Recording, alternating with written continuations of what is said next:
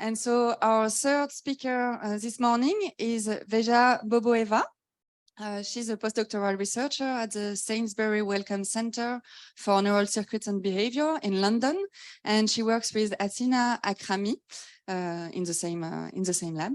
And today she will talk about how to model memory effects in perceptual decision making. And thank you very much, Vezha, for being here with us today. Okay. Hello, everyone. I'm very happy to be here today and to share my work with you. So I'm a postdoc at the Sainsbury Wellcome Center in London. I work with Athina Akrami, and there in the lab, we're interested in particular in statistical learning and how animals extract regularities from the environment to guide their future behavior. So we do this in the lab by studying a variety of perceptual decision-making tasks. And today I'm going to just be talking about one of them on which I've worked. So this is the delayed comparison task that was developed in particular by Romo and in macaques, and then was also designed for rodents in the lab of Matthew Diamond.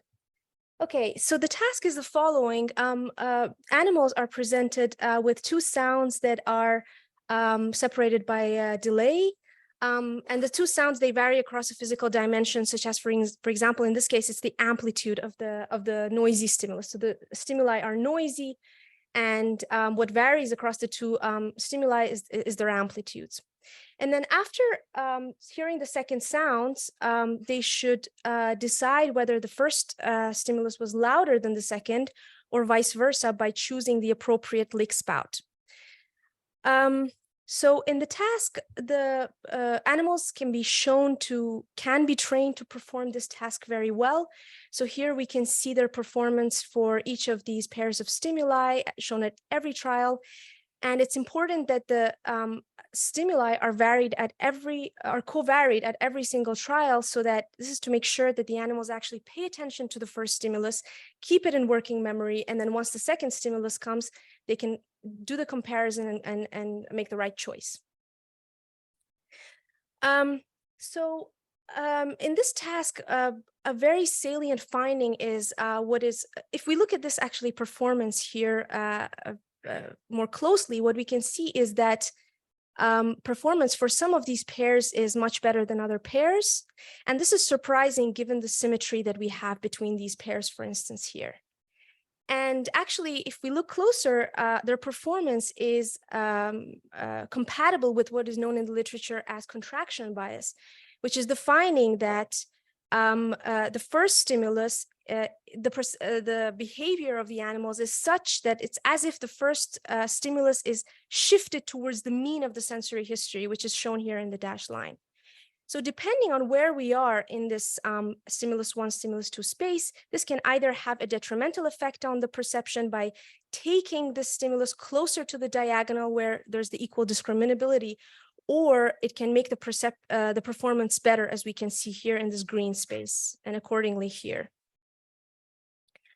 Okay, but this is not and this holds also for the other region in this stimulus first stimulus, second stimulus space. Okay, but this is not the only kind of bias that is seen in these kind of experiments. Actually, we also observe very salient serial effects, which in this particular task happen to be attractive biases. So what this means is that if the previous trial happened to have a pair of stimuli that are loud, then the current trial stimuli are also perceived to be louder than they actually are. So if we didn't have any biases from the previous trial, what we would see is a kind of curve here, which is flat with no dependence of the previous trial's stimulus on the current performance. But what we see is this kind of negatively sloped curve, which shows that these biases are actually attractive. And this is actually a very salient finding, which is not just in rats, but we can also see it in humans across different modalities. So For a while, we thought that these two biases were actually kind of distinct from one another. So we thought that, given that we're interested in working memory and statistical learning, we thought that this kind of short-term serial biases were the content of working memory that was carried over from one trial to the next, whereas contraction bias was like thought to be an expression of the brain's ability to learn the statistical structure of the environment, in this of the sensory history, in this case, the mean of the stimuli, even when this information is not really needed in the task, as we can see here. Okay, but in a recent study that was conducted in the Brody lab, when they silenced this area in the posterior parietal cortex of the rats, what they actually found was that not only were these serial biases attenuated to a large extent, but also the contraction bias was really reduced, as we can see here for these kind of bias plus and minus pairs, those pairs that have to benefit from this contraction towards the mean, and the ones that suffer from it in the red region.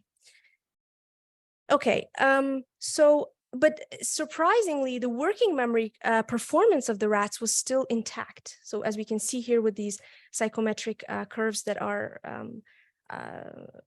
that show that the animal is capable of performing the task very well. Okay, so so based on these findings, actually, which is that the rats can perform the delayed comparison task and that they show these strong serial and contraction biases, and the fact that this PPC inactivation eliminates both of these biases and the working memory performance is still preserved, we set out to kind of try to understand what may be the circuit that may be responsible for these effects.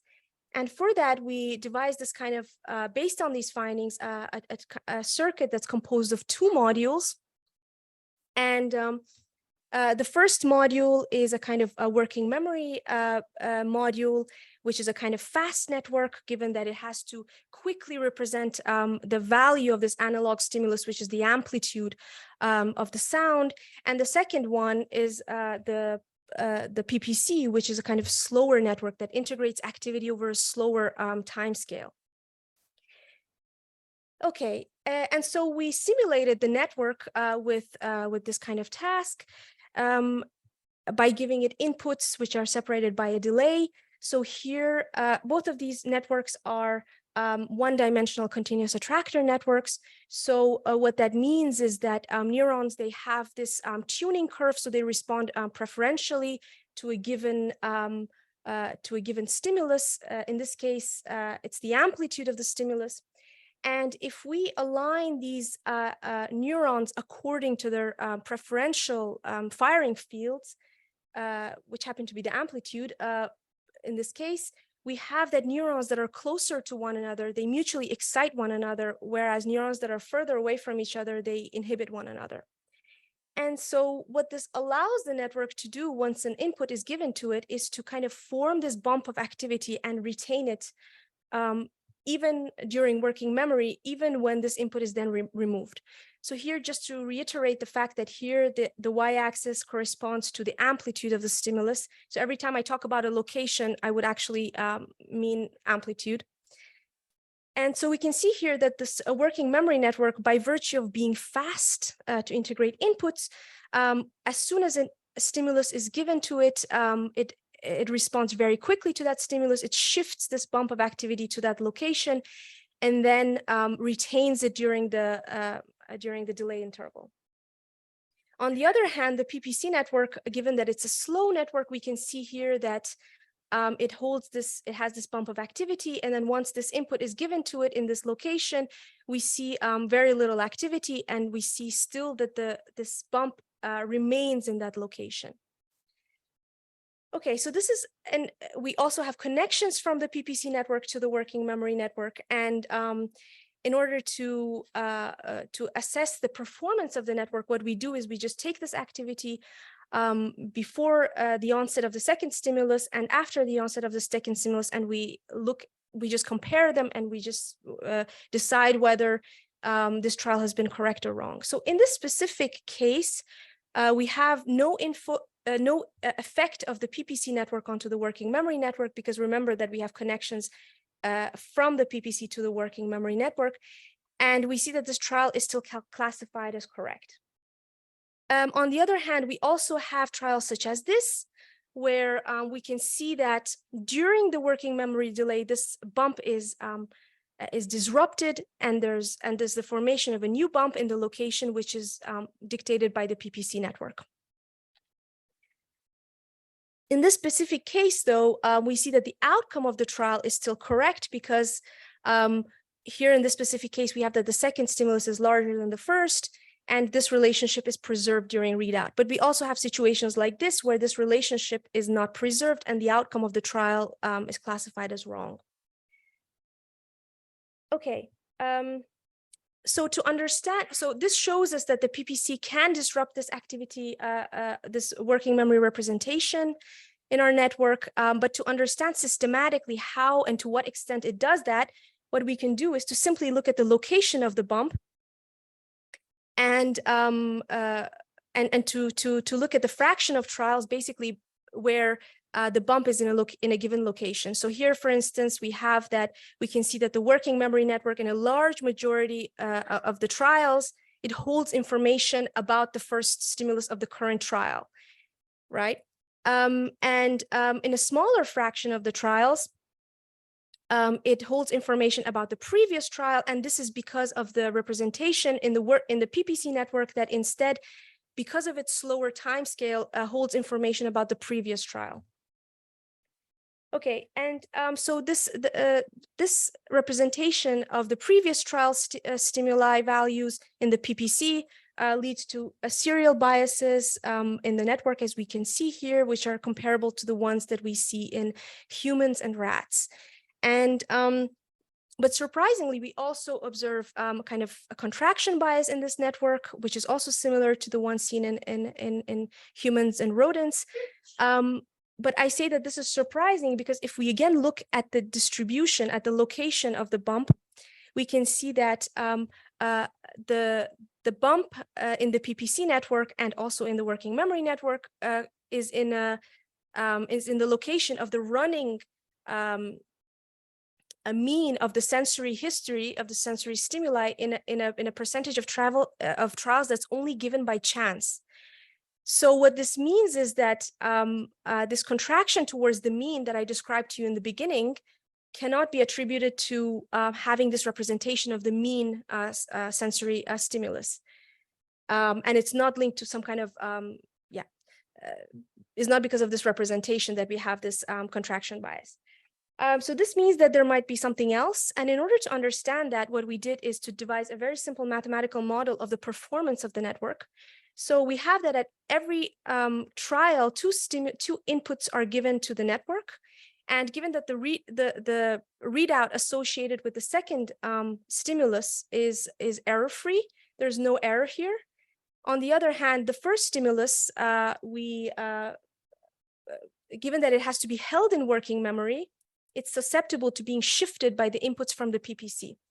But this doesn't always lead to trials to errors, as we saw here with the kind of different kind of trials here, the correct and the error trials.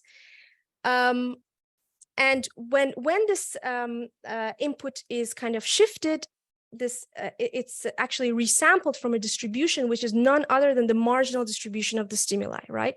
And this is not surprising because this is the only kind of inputs that the network receives. But to calculate the probability, the performance of the network, or the probability of making an error, or alternatively the performance of the network, we can simply look at this figure here actually, and where we have the first stimulus in the x-axis, the second stimulus in the y-axis, and we have overlaid the marginal distribution of the stimuli for every value of the second stimulus.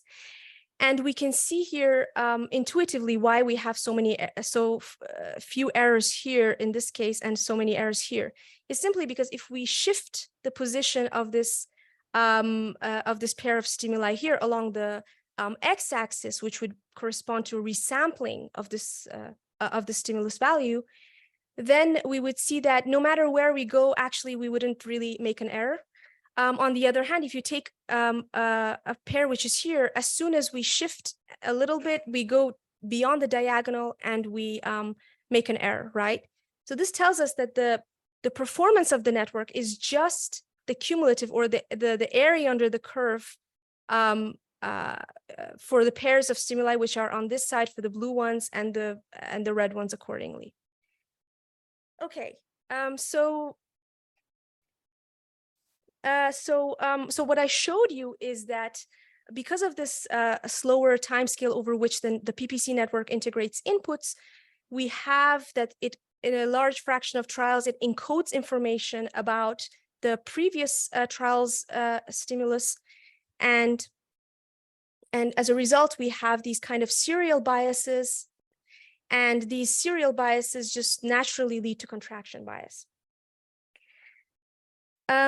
Okay, so what we could do, one simple thing that we could do is to kind of see whether we can fit the performance of humans and rodents with this kind of model, and we can see that it's very easy to do. We with this one single free parameter, which is epsilon, which corresponds to the resampling rate. And we can see that we can easily do that for the network. It's a perfect fit. For the case of humans and rats, we can see that with the additional of, we would need to add another free parameter, which corresponds to the lapse rate, which are errors that are independent of the stimulus and that occur due to reasons such as inattention, which are not really captured by our network model. Okay, so this model tells us that the marginal distribution of the stimuli should quantitatively kind of tell us how the performance, how the humans or the rodents, they should perform quantitatively. So what we did was to, I'm sorry, there's a mistake here, but so what we did was to kind of test this hypothesis. So we tested the human participants with psychophysics experiments for two different distributions, which is one is the negatively skewed distribution and another which is bimodal, which look like this. And so we can see that humans actually they perform the task very well, and we see that their performance is actually in line with what we would expect from the predictions of the model. Okay, so just to summarize, I showed that rats can perform the delayed comparison task and that they show these strong serial and contraction biases, and that this PPC inactivation eliminates these serial and contraction biases. So we kind of set out to understand how that may be the case. And so I showed you that a two-module circuit, which is composed of a working memory network, which is fast to integrate inputs, and a PPC network that is slower to integrate inputs. So these different time scales can easily lead to kind of a short-term attractive bias that we observe. And maybe I wanted to kind of draw your attention to the fact that, in the beginning, we thought that these biases were distinct from one another, that there was some sort of long-term learning of the statistical structure of the inputs. And actually, we show here that that's actually not the case, and that as soon as we have these short-term errors because of the previous trial, it naturally leads to contraction bias. And this was informative because we realized that how quickly we can we can make mistakes when we infer mechanisms from average data, that this can be very misleading. Okay, and I also showed that this performance depends on the stimulus distribution in a kind of quantifiable way. So there are other predictions that our model makes. So I didn't want to go too much into the details for that, but basically predictions on how the delay interval affects these biases, and also how the intertrial intervals affects these biases. And we also observe repulsive effects that have been kind of widely noted in the literature. So if you want to know more, just check out our preprint. Okay, so with that, I just like to thank Claudia a lot, and we started the project in her lab, and then I moved to Athena's lab to do the set of psychophysics experiments that I showed you. And yeah, with that, I'd like to thank your attention. Thanks for the great talk. So when you first introduced the two biases and said you were going to model them, I thought that you might be going down the road of trying to take some kind of Bayesian perspective on these biases and saying that you were going to that they could arise from kind of learning the long-term average statistics of like what the mean was, and that the previous trial would influence that mean, and that would then naturally kind of give rise to both of the biases that you're showing. And so I think it's really nice that you kind of have this this alternative network-based account that seems to give rise to those two. But I wasn't quite sure whether the behavioral data that you're presenting can provide a kind of clear-cut distinction between those two possible accounts as to the Bayesian account. Yeah. So I think the model is compatible with a kind of Bayesian account. So provided that actually that is defined on a trial by trial basis. So we did try to kind of fit these data by using a Bayesian model that, I mean, the vanilla Bayesian model that was introduced by Jonathan Lowenstein in his lab. And that one was not defined on a trial to trial basis. And so we actually we did manage to fit the negatively skewed distribution very well. But for the bimodal distribution, we would have a kind of non-monotonic performance predicted by the Bayesian model, which doesn't actually really hold, which is not really compatible with the data that we see. And so we concluded from that the Bayesian model would have to be defined on a trial by trial basis.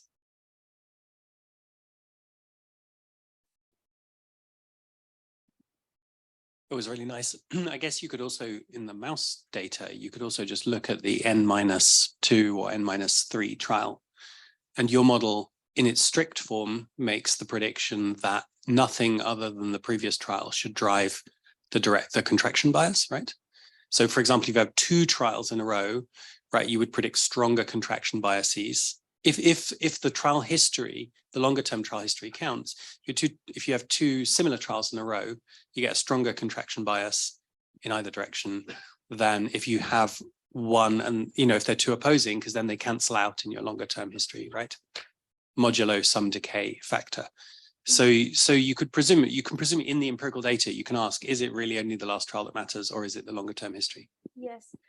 Actually, in the rat data that I showed you, in the original study, actually, what they did was to do this kind of GLM analysis, generalized linear model, including different regressors. So they included the previous trial history regressors, as well as the long-term kind of the mean regressor corresponding to the mean of the sensory history. And actually what they showed was that the inclusion of this mean of the sensory history really marginally improved the prediction of the model. And yeah, so I don't think there's any learning going on actually in this in these experiments. Although, I mean, there are some interesting kind of findings from by Leader et al, where they show these opposite effects depending on different cohorts of patients. So for example, dyslexic patients seem to be more driven by the recent history, whereas the people on the autistic syndrome cohort, they seem to be driven by the longer term history. So that's, yeah, that would be interesting to kind of have a look at the data. But we also have something about that on the paper. We think that actually we might not necessarily be having a kind of double dissociation there, but rather like a longer window over which the people kind of integrate information, rather than just a double dissociation, like long-term versus short-term. I have a question for your model. So you have 2 networks. One is slow to integrate, and the other is quite fast to integrate the inputs. Yes. And is there evidence in previous studies to show that the PPC has a slower activity or more sustained compared to more prefrontal regions? Yes. So actually, that was kind of empirically motivated, because in the original paper that I showed you, in the 2018 paper, actually what they found was that the PPC, a subset of the PPC neurons, they carry more information about the previous trial's history than the current. So we kind of motivated this slower time scale on that. But it's true that, yeah, for the working memory for this putative working memory network, we don't really actually know where it is. I mean, there are people who say it's in the prefrontal cortex, and we have some like kind of animal studies for the tactile version of the task by Matthew Diamond's group, where they show that there are these neurons in the prelimbic area where that code for these working memory, but we don't really know exactly.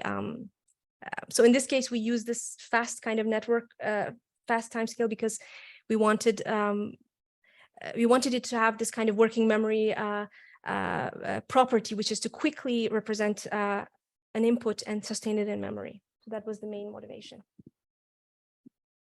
And so on the same vein, sorry, do you plan to maybe compare the activity of your model of the two networks to activities that you could record in rodents, for instance?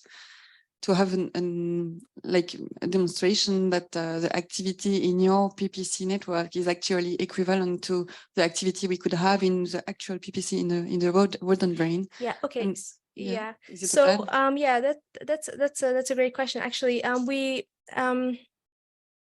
so we wanted to do that, but there's a fundamental problem here, which is the fact that we don't really know about the coding properties of neurons. And so here we've used a kind of bump attractor, a line attractor, but where we have these kind of tuning curves which have the form of a bump. But actually, we don't really know how that's the case. So we would have to first resolve that in order to get to a more fine-tuned understanding at the level of neurons, basically. So here we were really interested in the behavior and yeah. Other questions? No. Okay, thank you very much for your talk. Thank you.